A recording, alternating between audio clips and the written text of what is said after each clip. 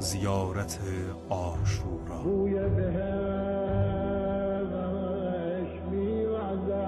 سلام بر تو ای ابا عبدالله، سلام بر تو ای فرزند رسول خدا، سلام بر تو ای فرزند امیر مؤمنان و فرزند سرور جانشینان، سلام بر تو ای فرزند فاطمه سرور بانوان جهانیان و ای تنهای شهید شده که هنوز خونخواهیت انجام نگرفته. سلام بر تو و جانهایی که به درگاهت فرود آمدند. از سوی من بر همگی شما سلام خدا باد برای همیشه تا هستم و تا شب و روز باقی است. ای ابا عبدالله، هر آینه عزایت بزرگ و سنگین شد و مصیبت تو بر ما و بر همه اهل اسلام بس دشوار و طاقت فرسا گشت.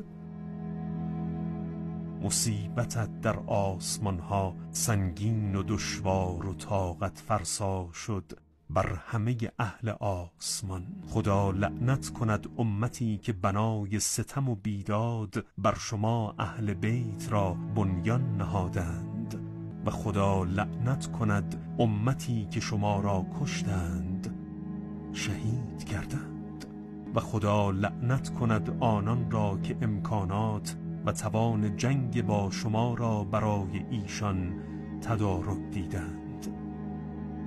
من بیزاری می جویم از ایشان به سوی خدا و به سوی شما و شیعیان و پیروان و دوستدارانشان.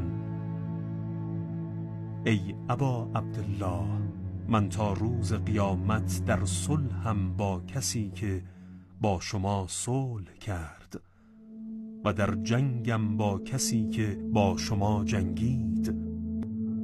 از خدا که مقامت را گرامی داشت و مرا به وسیله تو کرامت بخشید، درخواست می کنم که خونخواهی تو را همراه آن امام یاری شده از اهل بیت محمد که درود خدا بر او و خاندانش روزی من کند.